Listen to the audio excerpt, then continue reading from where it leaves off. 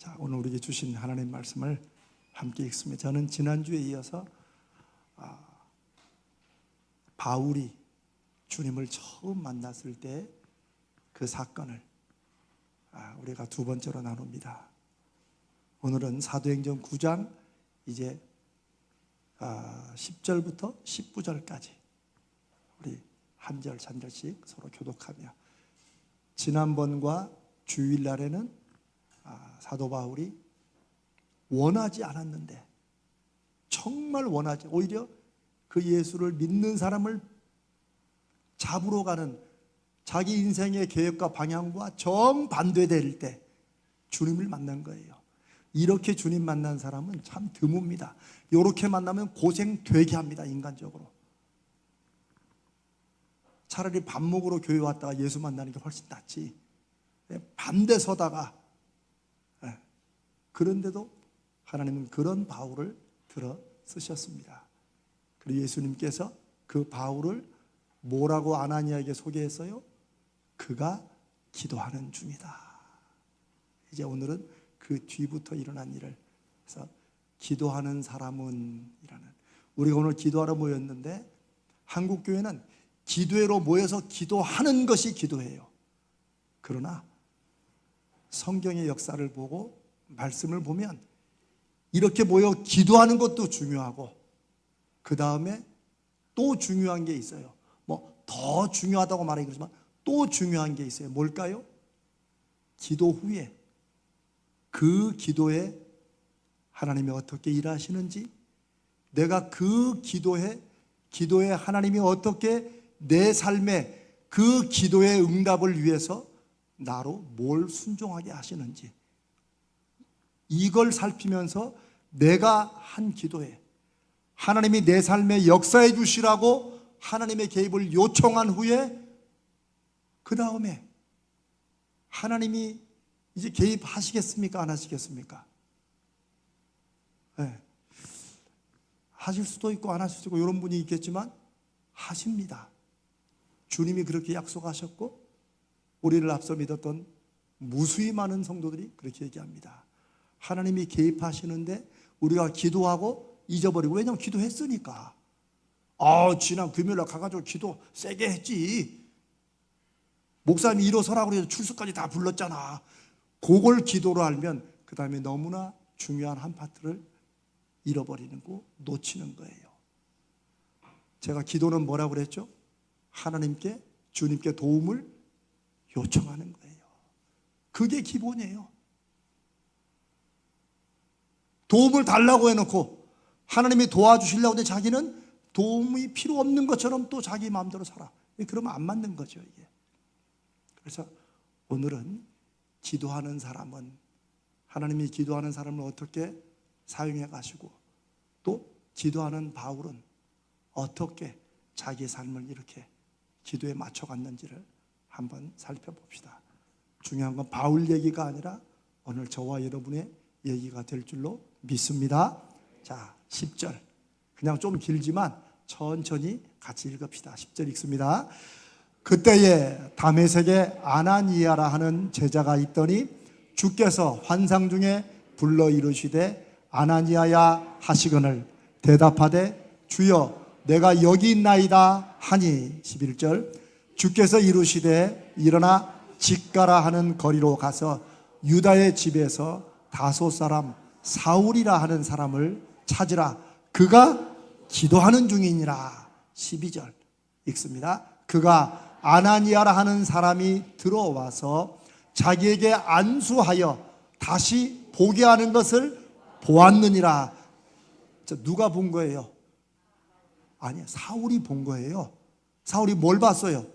눈이 깜깜해서 아무것도 안 보이고 지금 기도랍시고 뭐라고 하는데, 기도 중에 떠올랐든지 환상으로 보았든지, 그러나 성경이 보았다고 말하니까 환상으로 본 거예요.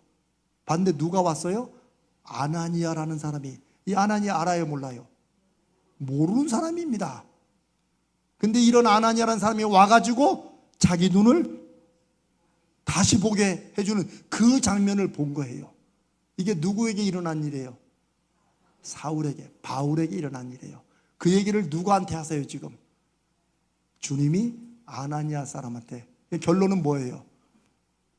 결론, 아나니아에게 뭐라고 말하는 거예요? 네가 가야 된다. 왜? 내가 이미 바울한테 말 다 해놨다. 쉽게 말하면 그런 얘기예요. 근데 이게 사명이라는 거예요. 사명을 받고 하나님께서 나를 부르신다고 하는 게 다른 일이 아니에요. 딱 아나니아 같은 심정이에요.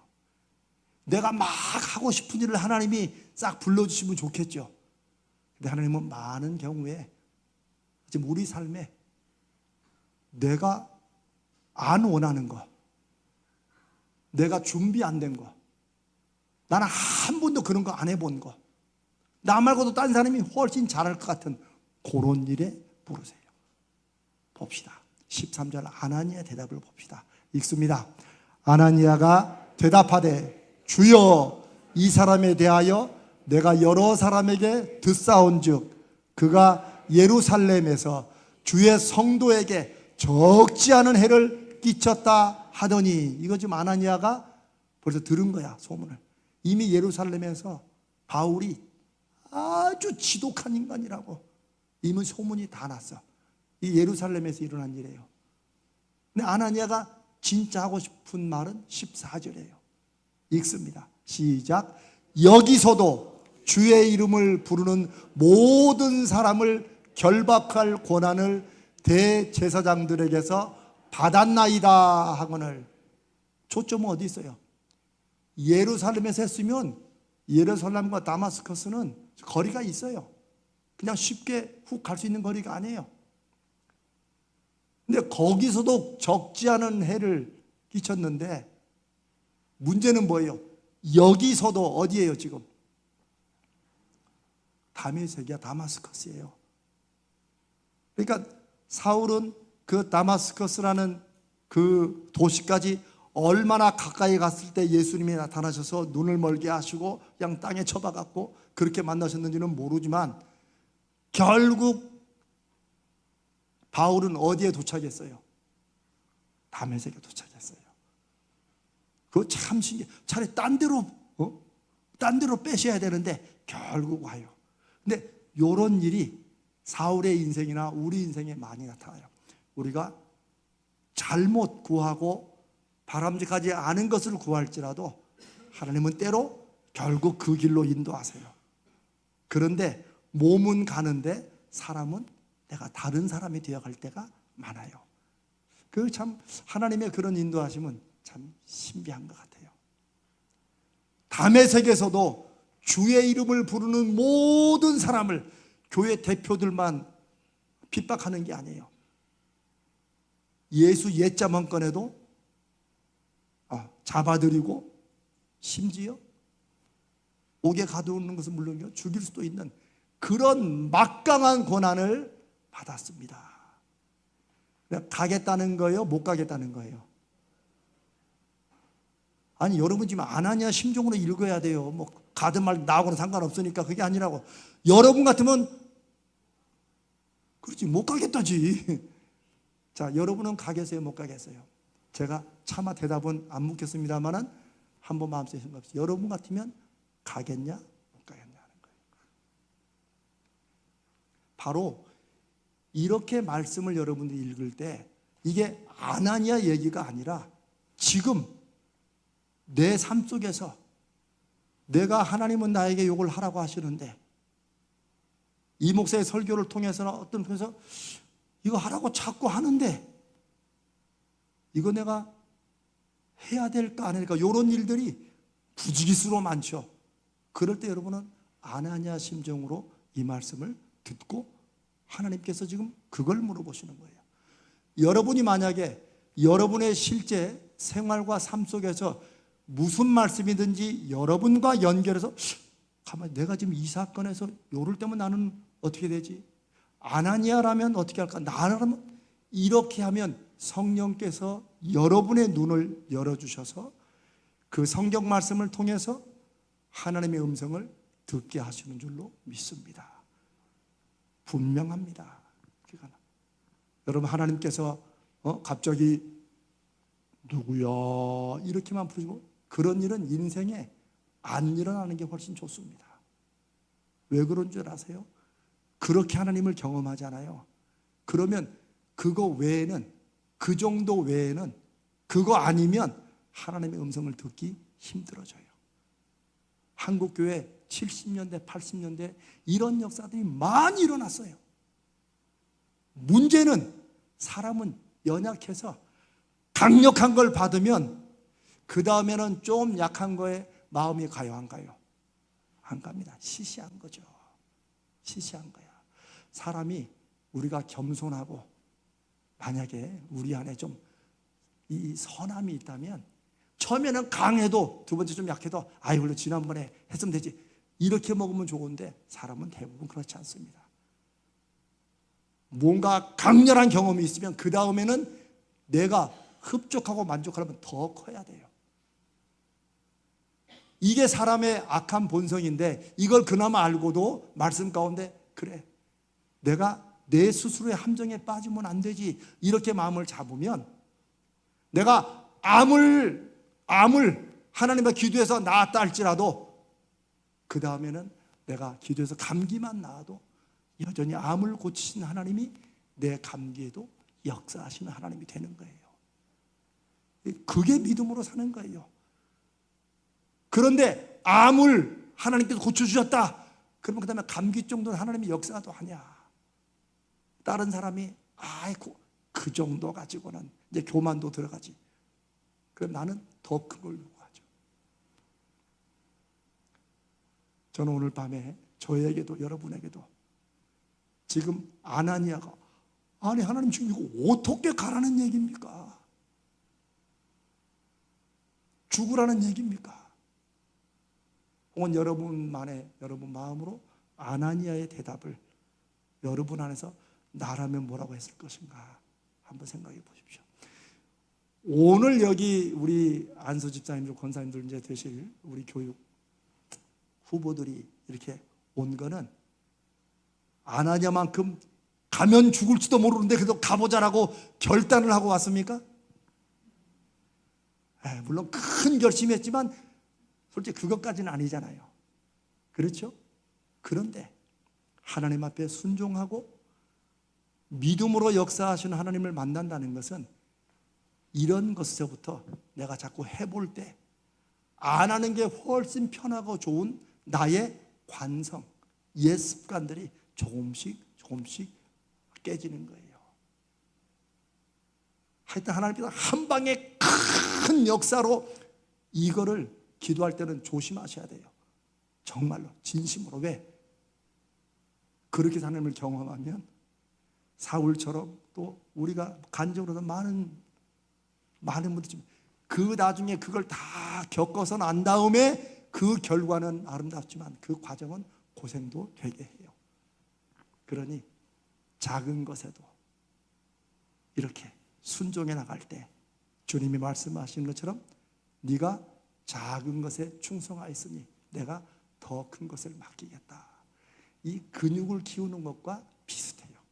그래서 이 믿음이 자라는 것은 사도 바울이 이 그런 걸 아주 잘 이렇게 성경 안에서 설명을 했는데 이게 운동하는 것과 비슷해요. 좀 더 얘기하면 시간이 길어지니까 하여튼 운동하는 비슷해요. 내가 힘들 때 더 이상 못 들어 할 때 PT 선생들이 뭐라고 그래요? 두 개만 두 개 또 해서 세 개만 그러면 에이 누구 장난하나 하고 엮기 부리시는 아무도 없어요. 왜? 이분이 나를 위해 산다고 생각하기 때문에. 근데 근육이라는 건 고를 때 큰데요. 내가 늘 해서 약간 뻐근한데 많이 했다 이러면 근육은 항상 고수준이야. 근데 그걸 넘어서야 되는 거예요. 아나니아에게도 지금 그런 상황입니다. 15절 읽읍시다. 읽습니다. 시작. 주께서 이르시되 가라. 이 사람은 내 이름을 이방인과 임금들과 이스라엘 자손들에게 전하기 위하여 택한 나의 그릇이다. 지금 못 가겠다고 말을 한 건 아닌데 사람 말이 꼭 못 가라고 말을 해주면 못 가는 건 아니잖아요. 말을 빙빙 돌려서 벌써 가기 싫다는 거. 목사님 저는 그런 거 한 번도 안 해봐가지고 겸손한 듯 말하지만 하겠다는 거예요, 안 하겠다는 거예요? 솔직히 안 하겠다는 거예요. 제가 너무 직설적으로 얘기합니까? 아유, 목사님, 저 같은 게 어떻게 다른 분들이 훨씬 있는데요. 말은 이렇게 겸손하게 하지만 하겠다는 거예요, 못 하겠다는 거예요? 못 하겠다는 거예요. 안 하냐고 비슷해요, 다. 주님은 가라. 왜냐하면 네가 이 사람을 내가 계획한 이방을 세우는 그릇으로 쓰는데 누구를 통해서 하신다는 거예요? 너를 통해서 내가 그렇게 해야겠다는 거예요. 16절 읽습니다. 시작. 그가 내 이름을 위하여 얼마나 고난을 받아야 할 것을 내가 그에게 보이리라. 요 16절은 바울의 인생 내내 이루어진 일이에요. 그래서 사도 바울은 정말 누구보다도 주님을 직접 눈으로 보고 만났던 12제자 베드로부터 이런 소위 사도들보다도 훨씬 더 많은 능력과 은사를 베풀고 일도 선교도 훨씬 많이 했어요. 그런데 사도행전에 보면 베드로에 대해서 혹은 다른 사도들에 대해서 뭐 가짜다 뭐다 뭐 잘못한다 이런 말이 있어요, 없어요? 거의 없어요. 그러나 바울만 처음부터 어쩌면 마지막 죽을 때까지 계속 받는 공격이 뭐예요? 저거 가짜 사도다. 잘해야 저거 자칭 사도다. 쥐가 사도라고 설치고 다니는 거야. 이런 핍박과 공격들이 많았어요. 그러나 그럴 때마다 그냥 제 짐작입니다. 사도 바울의 편지들을 쭉 신약 성경에서 보면 바울은 그런 고난을 받을 때 바울도 사람인데 그래서 이런 말도 하잖아요. 나라고 성도들에게 헌금 지원받아서 이거 선교 이런 사역 나라고 못하겠느냐? 나라고 베드로처럼 아내 데리고 다니지 내가 못해서 그러느냐? 아니라는 거예요. 그냥 바울은 그게 하나님이 자기를 부르신 부름의 길이라고 그렇게 받아들인 거예요. 그런데도 사람들은 항상 세상은 어떤 기준을 세워놔요. 그렇죠? 요 기준을 딱 세우고 요렇게 해야지만 잘하는 거다. 나머지는 2등, 3등으로 처지게만. 그게 세상의 방식이에요. 그러나 하나님의 방식은 각자의 부르심과 은사대로 이게 사도 바울이 깨달은 거예요. 다 베드로가 될 필요가 있어요, 없어요? 여러분 대답하기 싫어요? 그럼 제가 그냥 혼자 할게요.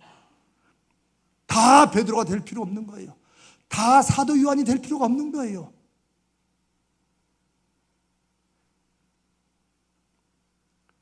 시몬 베드로는 예수님을 다시 만난 요한복음의 마지막 장에서 예수님이 용서해 주시잖아요. 그렇죠? 예수님이 시몬 베드로를 용서해 주세요. 버리고 떠나고 욕하고 떠난 거를. 그러면서 앞으로 베드로가 어떻게 될 것인가를 말씀하자 베드로의 관심이 어디로 가요? 기억나세요? 사도 요한한테 가요. 그러면서 주님, 제 마지막은 이렇게 될 줄 알겠는데 그러면 저 사람은 어떻게 되겠습니까? 결국 뭐예요? 비교의식이 있는 거야. 그 예수님이 뭐라고 그러세요? 내가 그를 내가 다시 올 때까지 남겨둔다 할지라도 너하고는 무슨 상관이냐? 이 굉장히 우리에게 어쩌면 이 설교는 잘 안 하는 말씀들이지만 굉장히 중요한 말씀이에요. 예수님이 이런 말씀을 또 하세요. 포도원 품꾼에 비유해서 새벽 6시에 온 사람, 8시에 온 사람, 10시에 쭉 있죠. 그러죠? 그런데 그 비유에서 예수님이 어떻게 하세요? 그 품삯을 어떻게 줘요? 똑같이 주세요. 이게 세상의 방식과 완전히 반대예요. 그런데 한 데나리온 하루 품삯을 제일 나중에 온 사람부터 줘요. 그러니까 자연스럽게 제일 먼저 온 사람은 뭘 기대하겠어요? 최소한 2배는 받겠구나. 그렇죠? 1시간밖에 일을 안 한 사람이 한 달 한 데나리온 하루 품삯이면 10만 원이면 나는 최소한 30은 되겠지라고 다 기대해요. 근데 주인이 얼마 줬어요? 똑같이. 그런데 이 사람들의 불평은 뭐예요? 불공평하다는 거죠. 하루 종일 새벽부터 하루 종일 땀 흘리고 수고한 우리하고 잠깐 와가지고 수고한 저 사람하고 똑같이 취급했다는 거죠. 같은 사건인데 어떻게 보내에 따라서 은혜가 되기도 하고 불공평이 되기도 하는 거예요. 우리가 어느 입장에 서 있느냐가 굉장히 중요해요. 굉장히 중요해요. 그런데 예수님이 뭐라고 하시는 줄 아세요? 내가 은혜를 베푼다고 해서 너희가 나를 이렇게 불공평하게 얘기하느냐 하다 한마디로 딱 잘라요. 네 것이나 가지고 가라. 다른 사람하고 비교할 때 내가 받은 게 은혜임에도 불구하고, 왜 은혜예요? 하루 벌어서 먹고 사는 그 당시, 뭐 요즘도 마찬가지예요. 여러분 어디죠? 여기 그 배추 농산물 크게 있는데 가락시장, 가락시장. 딴 데도 있겠지만 미안합니다. 가락시장에 가면 지금도 새벽마다, 여러분 그 노동시장 있는 거 아시죠? 우리 이영 집사님 잘 아시죠? 그런 거. 우리 집사님이 사람을 쓰는 사람이니까. 거기서 기다려요. 새벽부터 가가지고. 그래가지고 딱딱딱 골라가요. 그러면 이 사람은 처음에 자기를 그 일을 시킬 사람이 불렀을 때 고맙겠어요? 당연히 나를 뽑아 이러겠어요. 요건 해봐야 알아. 너무너무 고마운 거예요. 2000년 전에도 마찬가지였어요. 포도원에 일할 사람을 부를 때 새벽 6시에 온 사람도 주인이 불러주니까 너무너무 고마웠어요. 왜? 주인이 안 불렀으면 하루 공칠 수도 있기 때문에. 그러면 그날 저녁하고 그 다음날 아침은 굶어야 돼요. 그런데 어느 틈엔가 그 은혜는 싹 잊어버리고 비교하는 순간 은혜가 뭐가 되는 거야? 불평거리가 되는 거예요. 여러분, 저는 여기 모이신 우리 모든 성도들 저와 함께 하나님의 말씀, 주님의 말씀을 그냥 거룩한 말씀이고 주님 말씀이지, 이런 차원을 넘어서서 우리가 돌아가는, 우리가 살고 있는 이 세상, 우리의 삶과 연결되는 이런 것들에 너무나도 깊이 있고 깜짝 놀랄, 우리는 어떤 삶을 살아야 되는가 하는 것에 관한 말씀을 주시는 그런 정말 은혜의 말씀이요, 우리의 삶을 새롭게 바꾸고 이 세상이 어디로 가야 되는지, 사람은 어떻게 살아야 되는지에 관한 그런 말씀인 줄로 그렇게 깨달으시기를 주님의 이름으로 축복합니다. 오케이. 그래서 사도 바울은 어쩌면 그가 내 이름을 위하여 얼마나 많은 고난을 받아야 할 것인지를 내가 이제 뭐 하겠다는 거예요? 앞으로 내가 그에게 보여주겠다는 거예요. 언제부터? 네가 가서 안식에서 눈을 열면 그 다음부터 내가 이제 인도하겠다는 거예요. 그래서 사도 바울은 그 모진 고난, 그 모진 오해 계속 받았어요. 계속. 그때마다 바울이 뭐라고 하는 줄 알아요? 이제 나를 더 이상 그만 괴롭게 해라. 내가 내 몸에 뭘 가졌다고요? 예수의 흔적을 가지고 있다. 흔적을 가지고 있다. 저 말씀도 주님이 마음에 주신 흔적일 거예요. 그래, 내가 예수를 핍박하던 인간에서 예수님을 전하는 사람으로 세움받은 거, 그것만 생각해도 감지덕지지. 그 은혜 하나가, 그리고 그로부터 여전히 역사하시는 주님의 손길과 인도하심이 바울의 삶 전체를 통해서 계속해서 깨달음으로 나와요.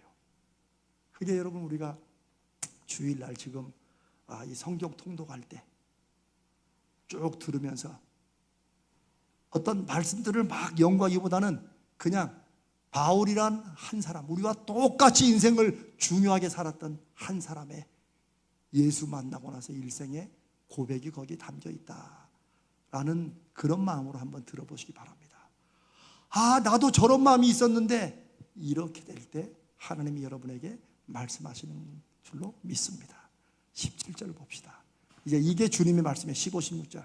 자, 17절. 아나니아가 어떻게 했어요?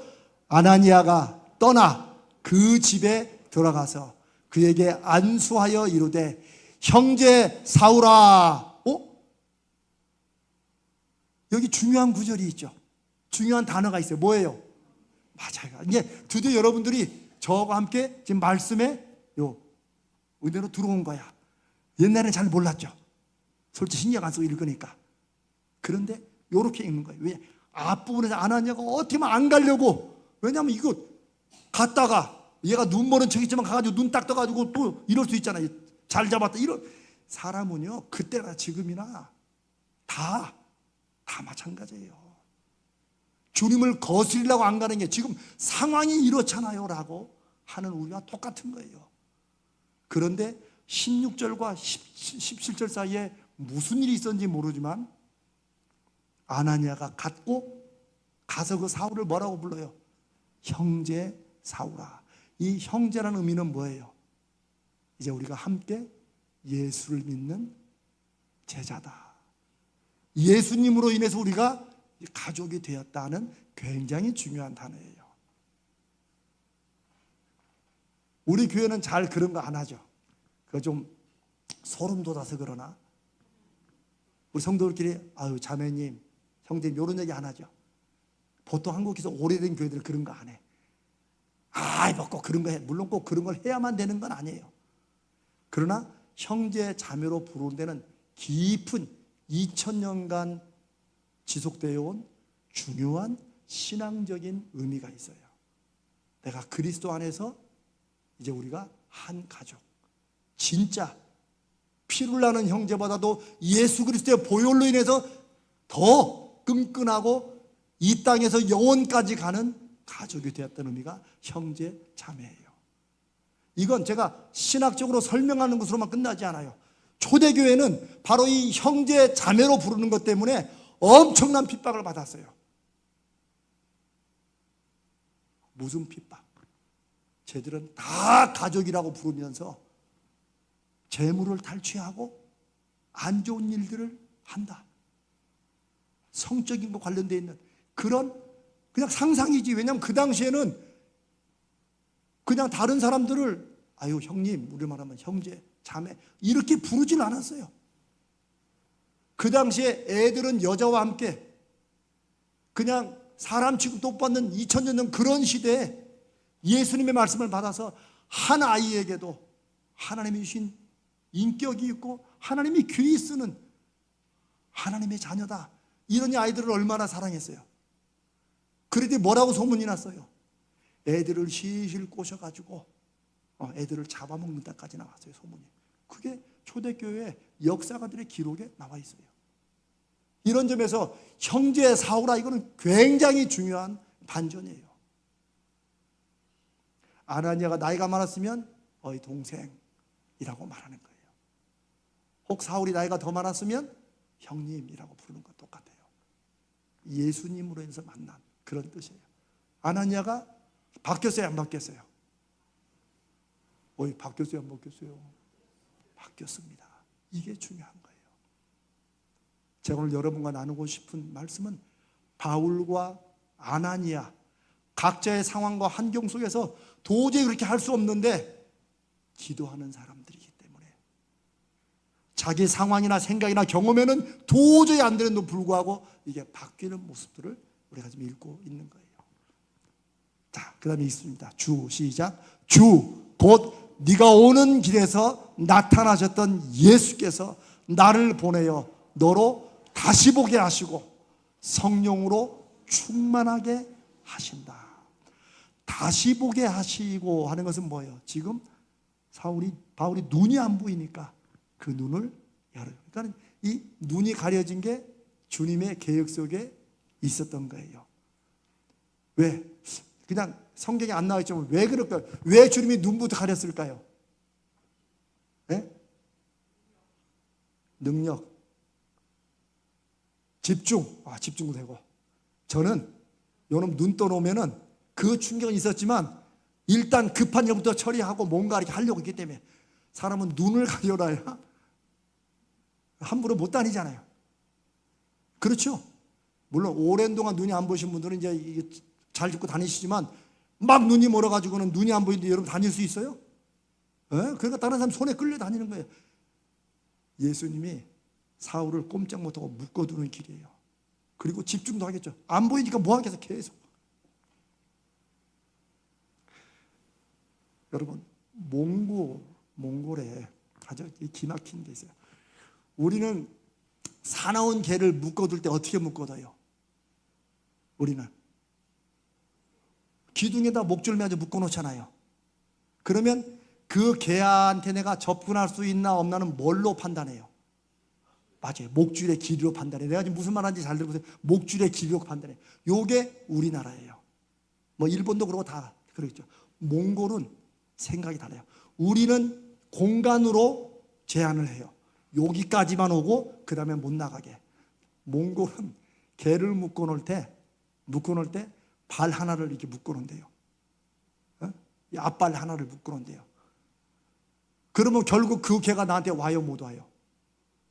오기는 오지. 공간은 넘어서는데 뭐는 못 넘어서요?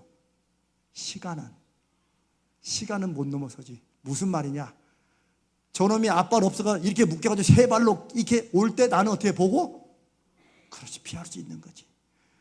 이거는 문화 속에 나오는 굉장히 큰 차이예요. 이 차이가 바로 몽골의 유명한 기병대. 옛날 전쟁은 고기를 점령해야 돼. 공간을 차지해야 돼요. 그런데 몽골의 징기스칸 그 이전부터 몽골인들은 개를 앞발로 묶고 나서 시간을, 이들에게 중요한 건 공간이 아니라 뭐예요? 시간이라는 거예요. 그래서 몽골 기병대가 전쟁을 이기는 길은 다 죽이고 성을 점령하고 차지하고 이게 아니라 그냥 휩쓸고 지나가네. 쭉 휩쓸고 지나가는 거예요. 제가 이 말씀을 왜 드리냐면 뭐 이게 꼭 오늘 말씀과 연관은 아니지만 인류 역사에도 한 시대를 지배했거나 한 시대 속에서 쓰는 사람들은 다 관점이 다른 거예요. 관점이 달라져야 돼요. 저와 여러분 예수 수십 년 믿어도 우리가 늘 보던 대로 걔는 목줄 해가지고 저기다 묶어놔야지, 여기에서 새로운 관점을 넘어서지 못하면 많은 경우 우리의 삶은 계속 그대로일 때가 많다는 거예요. 이건 기막힌 비결이 아니라 다른 관점, 다른 시각에서 보는 거예요. 그거를 우리에게 주시는 게 뭐예요? 하나님 말씀이에요. 성령으로 충만케 하신다. 저 때 성령으로 충만케 되면 결과가 뭘까요? 자, 그러면 바꿔서 우리 한국교회에서 성령으로 충만하면 여러분에게 딱 드는 그림, 느낌이 뭐예요? 모르세요? 일단은 가슴이 뜨거워지죠. 그리고 막 자신감 생기고, 성령 충만한 집회 가면 찬양 소리가 커요, 작아요? 크고, 막 기도도 막 이렇게 하고. 우리는 다 감정적으로 표현되는 곳에 성령 충만을 많이 얘기하고 그렇게 경험을 했어요. 제가 잘못됐다, 틀렸다라고 말하는 게 아니에요. 그러나 기독교 역사적으로 볼 때 성령 충만은 그게 아니에요. 그런 현상이 있을지라도 왜? 사도행전 3장에도 보면은 성령 충만을 처음 받고 베드로와 다른 사도들이 어떻게 했어요? 술 취한 것처럼 보였어요. 그런데 술 취한다고 그러면 막 계속 우리는 막 항상 막 패고 두드리고 이럴 줄 알았지만 아니에요. 괜히 가만히 있어도 비시시 웃어주고 좋아지는 거, 눈에 보이는 어떤 문제가 문제처럼 안 보이는 이런 상태를 성령 충만으로, 어떤 감정의 표현으로 그렇게 술 취한 자 같다. 그래서 사도 베드로가 지금 12시인데 우리가 낮술에 취한 게 아니다라고 말을 하는 이유가 바로 거기 있어요. 성령 충만의 기독교적인 전통에서 중요한 건 막 감정이 뛰고 이게 아니라 먼저는 뭐예요? 가장 중요한 건 말씀을 깨닫는 거예요. 왜? 예수님이 성령을 어떻게 말해요?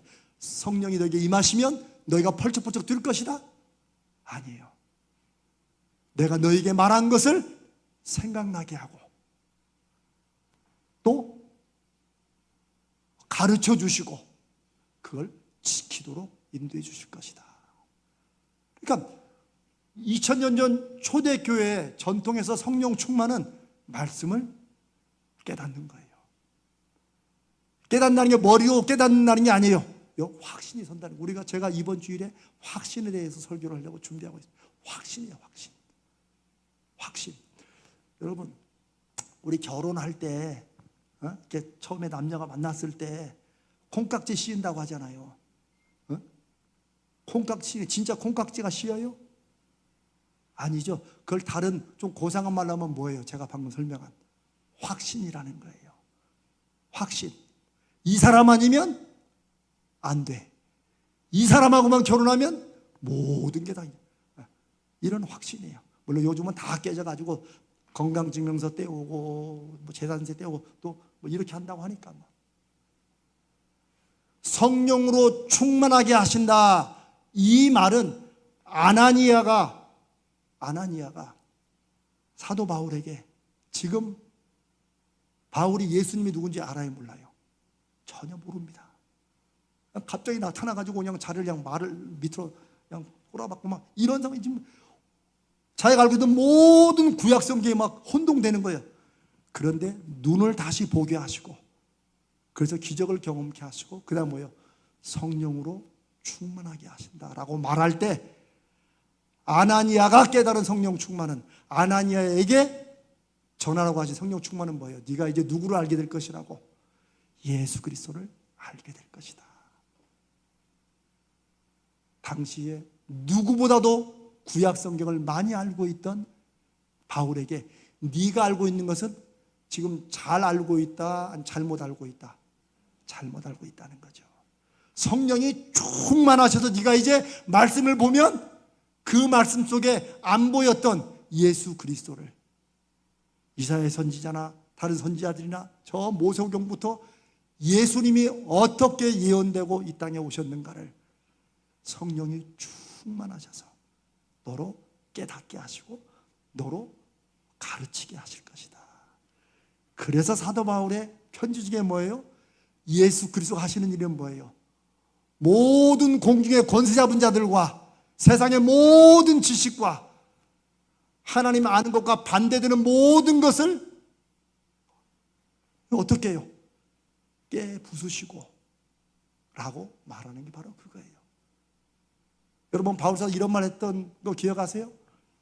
내가 그리스도를 만난다면 내가 알고 있는 모든 세상의 지식을 내가 뭘로 여긴다고? 배설물, 내가 변으로 여긴다. 이게 바울사도 나는 이제 무식하게 믿겠다 그런 뜻이 아니에요. 잘못 아는 것은 잘못 확신하고 살아가는 어떤 지식이나 내용들은 예수 그리스도 안에 새롭게 깨닫지 못하면 그거는 인생에 전혀 도움 안 되는 빨리 버리고 돌아서야 될 변과 똥과 같은 거라는 거예요. 제가 못해 보면 신학적으로는 바울 신학을 여러분한테 설명하고 있는 거예요.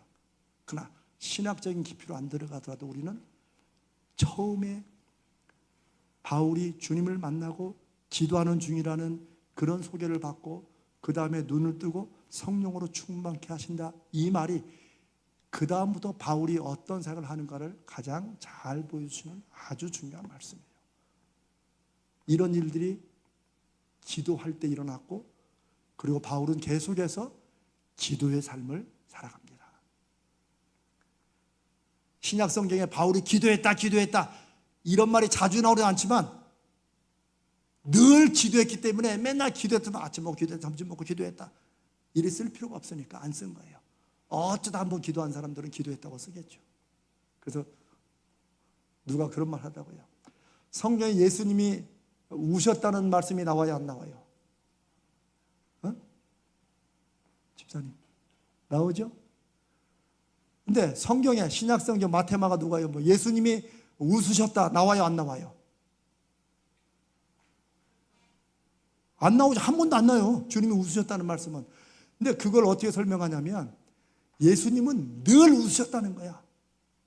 늘 웃으셨다는 거예요. 늘. 여러분 잔치집 가가지고 웃으셨겠어요? 울었겠어요? 주님이 인상 박스가 그래 포도주 한잔 따라라. 아니에요. 얼마나 주님은 함께 먹고 마시고 이걸 좋아하셨으면 바리새인과 서기관들 뭐라고 하세요? 먹기를 탐하고 요 포도주 독에 빠져 있는 사람이라고 그렇게 욕을 했어요.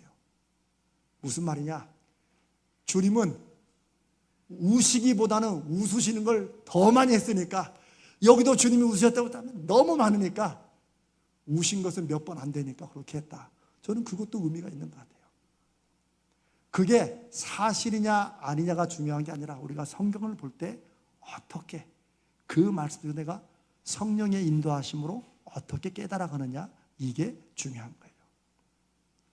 제가 오늘 이런 말씀을 많이 드리는 것은 우리 이제 안수 집사님, 권사님들이 이제 되시려고 지금 준비하시는 여러분들에게 성경을 보는 눈이라는 게 어디서 주석책도 펴놓고 이게 아니라 성경은 다 성경 안에 연결되는 답이 있어요. 그리고 성경을 깨닫는 지혜는 기도함으로 주님께 얻어야 돼요. 아멘? 오케이, 그걸 말하는 거예요. 다음에 18절 읽습니다. 즉시 사울의 눈에서 비늘 같은 것이 벗어져 다시 보게 된지라. 일어나 세례를 받고. 여기서 중요한 건 뭐예요? 다시 보게 된 것만이 아니고 세례를 받은 거예요. 아나니아라는 사람이 와가지고 형제 사울아라고 부를 때부터 이미 아나니아는 바울을 믿는 믿음의 한 형제 가족으로 이미 부르고 받아들였어요. 근데 사울은 어떻게 해요? 거기에 대해서 바울이 응답을 해요, 안 해요?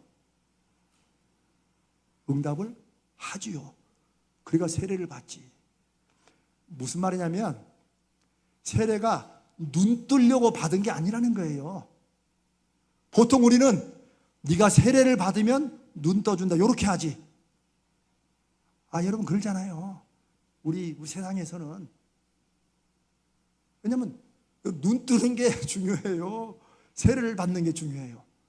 세상적으로는 우리는 세례 받는 게 중요한데 세상적으로는 눈 뜨려고 세례 받는 거야. 지금 한국 교회가 이렇게 돌아간 지가 오래됐어요.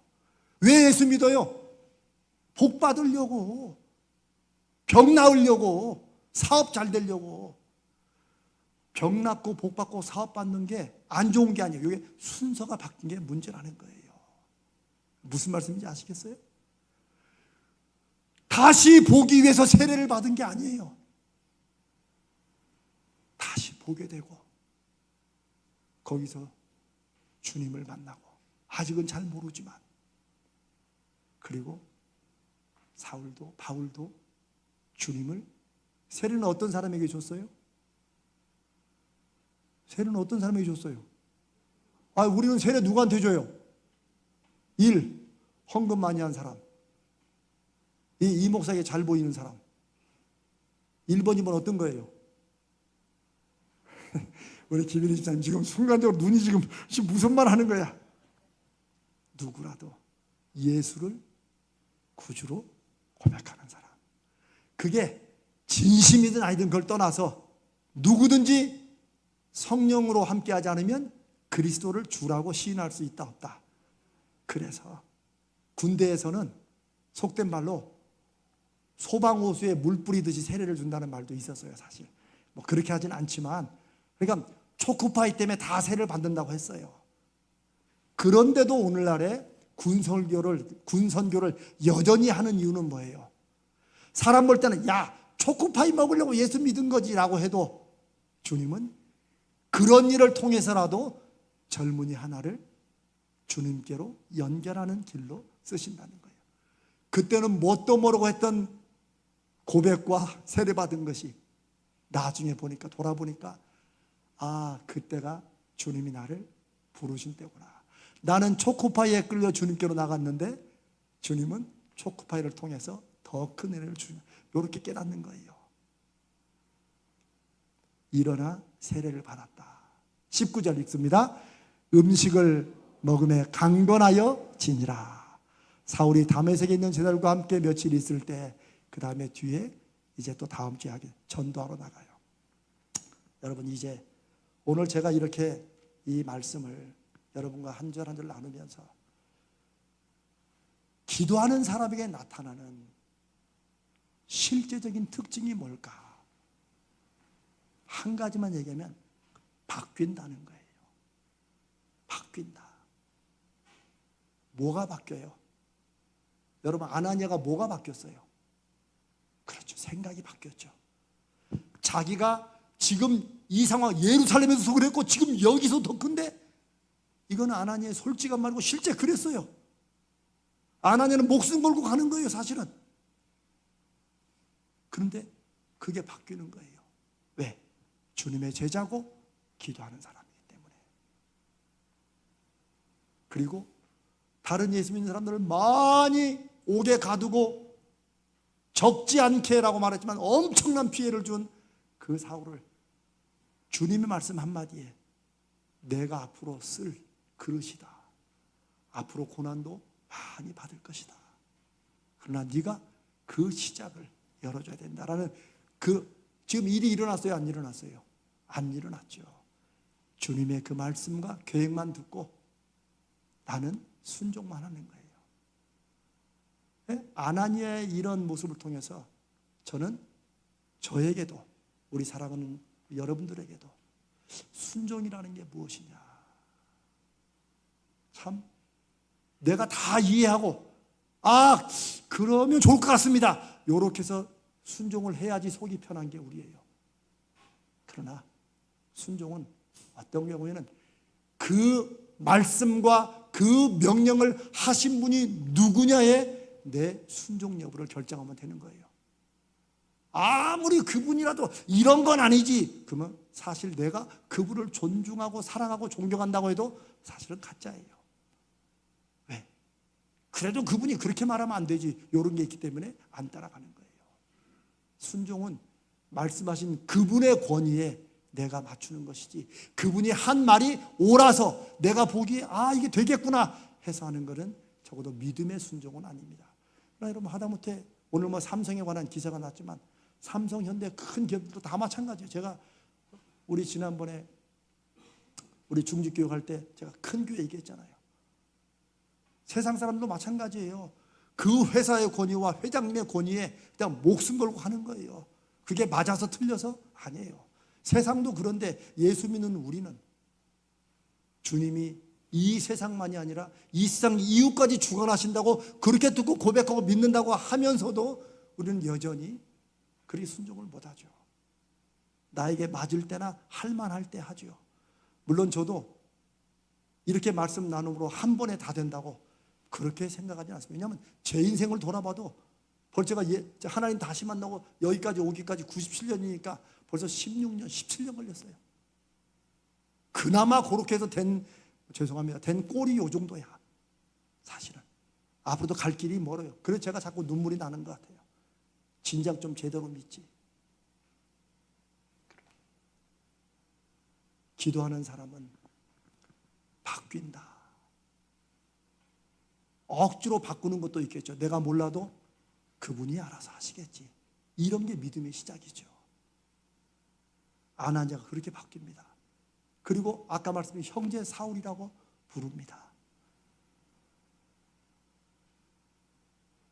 그러면 이 아나니아만 바뀔까요? 아닙니다. 바울도 바뀌었습니다. 여러분이 이렇게 지금 다 보이시죠? 근데 갑자기 무슨 사고 나서 눈이 딱 안 보인다고 합시다. 그러면 누구 믿겠어요? 누구를 믿겠어요? 일단 가족들을 믿죠. 그렇죠? 가족들도 안 믿어요?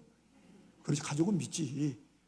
근데 여러분, 딱 그런 상황에 있는데 지금 갑자기 눈이 이래가지고 이게 무슨 일이 가고 있는데 전혀 모르는 사람, 생판 모르는 사람이 너한테 갈 거니까 그렇게 해라. 쉽게 믿겠어요? 안 믿겠어요? 대부분 내가 잘못 들었나? 내가 헛것을 봤나? 이러기 쉽습니다. 제가 저를 돌아봐도 딱 그랬을 것 같아요. 기도라고 하고 있지만 지금 뭐가 뭔지 모르는 이 중에, 환상 중에 너에게 아나니아라는 사람이 갈 것이고 그가 내 눈을 열어줄 것이다 할 때 우리가 아멘! 할 것 같지만 우리 같으면 그러겠다는 거죠. 바울도 받아들이는 거예요. 낯선 아나니아를 지금 자기가 어디 있는가도 모르고 있는데 지금 누가 들어오면 소리만 나도 지금 가만히 귀를 기울이고 지금 예수파에서 나를 죽이려고 하지 않을까? 이런 두려움에 있을지도 모릅니다. 그러니까 눈이 안 보인다는 사실과 그런 중에도 기도하고 있다는 이 사실들이 이 상황 속에서 우리에게 보여주는 게 큽니다. 많습니다. 그래서 제가 이 말씀으로 지난주 이번주 여러분과 계속 나누는 거예요. 왜? 그게 지금 뭐 코로나 이후로 경제적으로 힘들고 사회적으로 여러 가지 힘든 이 상황 속에서도 우리가 마치 어쩌면 바울처럼 갑자기 내 가정이나 삶이나 뭐 우리 교회까지 컴컴해서 어디로 가야 될지 모르고 답답하고 이런 일이 있다면 어쩌면 사울의 이 기록, 이걸 통해서 우리로 하여금 그 말씀을 통해 지금 우리에게 하시는 주님의 말씀을 들으라고 하시는지도 모르겠습니다. 사랑하는 여러분, 기도하는 사람은 다른 여러 가지가 있지만 일단 기도하는 중에 생각이 바뀌게 됩니다. 왜 바뀔까요? 생각이 안 바뀌고 끝까지 속된 말로 못 먹어도 고하는 이유는 뭘까요?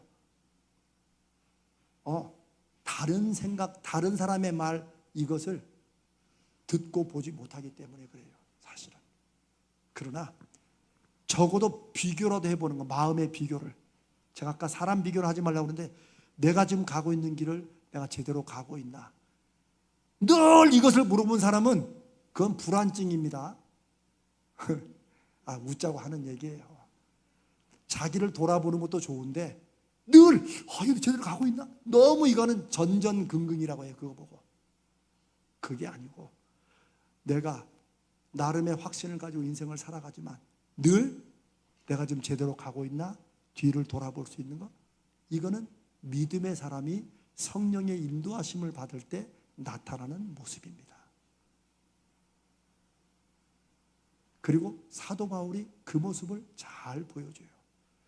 여러분이 우리가 이제 우리 이제 주일날 2차 교육할 때 제가 그 말씀을 여러분과 나눕니다. 대체 주님의 음성을 듣는다는 게 뭐냐? 설교를 듣는 것과 주의 음성을, 그러면 이 목사님이 말하는 게 다 그럼 하나님의 음성이냐? 제가 아니라고 한 100번 얘기했고, 그러나 그 안에서 주님의 음성을 들을 수가 있는 거예요. 그건 여러분과 주님 사이의 일이에요. 무슨 특별하게 준비해야 되는 게 아니에요. 마음을 다하고 뜻을 다하고 힘을 다하여 영과 진리로 집중하면, 하나님을 기대하면 그렇게 들리는 거예요. 그렇게 주님은 2000년 전에도 일하셨고 지금도 일하시고 앞으로도 일하실 거예요. 기도하는 사람은 자기 확신도 있겠지만 그 확신조차도 누구 앞에서? 주님 앞에서 다시 돌아보는 사람입니다. 바울은 그런 믿음의 삶을 살았고, 바울이 보여주는 아주 중요한 그 예 중에 하나가 바로 사도행전 15장 15장에 있는, 아니 여러분 뭐 성경 피시지 않아도 돼요. 사도행전 16장. 제가 한 두세 번 설교했죠. 바울은 아시아로 가고 싶어 했고 성령은 계속 막으셔서 끝내는 어디로 인도하세요? 유럽으로 인도하시고. 이게 기독교 역사만이 아니라 세계 전도 선교 역사에 엄청난 완전 대전환을 이루는 사건이에요. 바울이 이 양반도 한 고집 하는 사람이거든요, 사실은.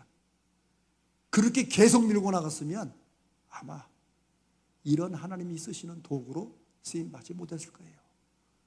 그러니까 자기 주관과 확신이 있다는 것과 성령 안에서 어떤 사건이나 상황 속에서 다시 돌아보고 생각해 본다는 것, 이거는 너무나도 중요한 거예요. 기도한다는 것은 바로 그런 것을 포함합니다. 기도는 내가 가려고 하는 이 길을 주여 믿습니다 하고 그냥 막 몰아치는 게 기도가 아닙니다. 내가 이 문제에 확신을 가지고 기도할지라도 혹 성령께서, 주님께서 나를 다른 길로 인도하시는 거예요. 나는 확신이 있는 누군가가 정반대의 말을 할 때, 당회든지 무슨 말을 할 때, 아내가 남편의 친구가 그런 말 할 때 그냥 아이 쓸데없는 소리 하지 마 라고 하는 게 아니고, 그 말씀이 혹 하나님께서 내가 지금 생각하는 길에 혹시 다르게 말씀하신 건 아닌지 돌아볼 수 있는 사람, 이런 사람을 성령 충만하다고 얘기합니다. 그게 기도하는 사람입니다. 제가 늘 우스갯처럼 말하지만 성령 충만은 들로산으로 뛰어다니면서 누군가 위대한 사람한테 막 안수받고 그 다음에 흰 옷 입고 내려오는 그런 일들이 한국교회를 영적으로 많이 무너지게 한 거예요. 사랑하는 여러분,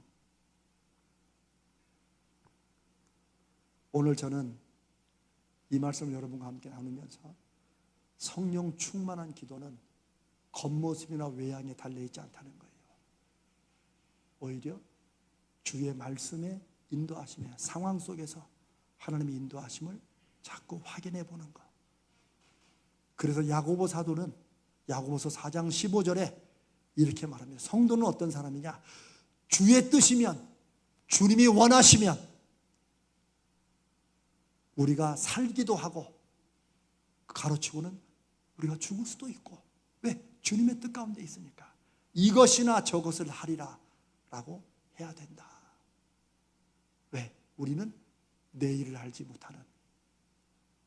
못하기 때문에 불확실성에서 두렵게 살아가는 게 아니라, 나는 내일을 몰라도 내일과 영혼을 주관하시는 주님의 붙잡으심과 인도하심 아래 살아가기 때문에 주님의 뜻을 늘 구하며 살아가는 것, 이게 야고보 사도가 말한 성령의 인도하심을 받는 성도의 모습입니다. 주의 뜻이면, 그게 인샬라라고 이 이슬람교들이 많이 하죠. 인샬라. 그 사람 입에 붙었어요. 인샬라라고 말을 하면서 딴 사람 죽이고 고통받는 그런 식으로 돌아가지만, 우리는 정말 주님의 뜻을 구하는 거예요. 그건 어떤 큰 목표나 일만 말하는 게 아니에요. 나의 가장 사소한 일, 우리가 오늘 부른 찬송처럼 우리의 작은 신음을 하는 그런 상황 속에서 주님, 이게 주님의 뜻입니까? 제가 무엇을 순종해야 됩니까? 제가 무엇을 놓아야 됩니까? 제가 어디로 가야 됩니까? 라고 우리 교회에 여기 계신 우리 중직들이, 집사님들이, 권사님들이, 장로님들이, 우리 교육자들이, 제가 우리 개인의 삶에서나 교회에서 주님의 뜻을 늘 묻고 기도하는 사람이 되면, 우리 교회는, 저와 여러분의 삶은 여호와 삼마, 하나님이 함께 계시고 하나님이 인도하시는 사람과 가정과 교회에 나타나는 은혜의 증거를 보게 되리라고 믿습니다. 오늘 이 말씀이 우리도 그렇게 기도하는 사람, 기도 중에 주님의 음성을 듣고 주님의 인도하심을 받으려고 하는 그런 성령 충만하심이 사랑하는 여러분들이 있으시기를 주님의 이름으로 축복합니다.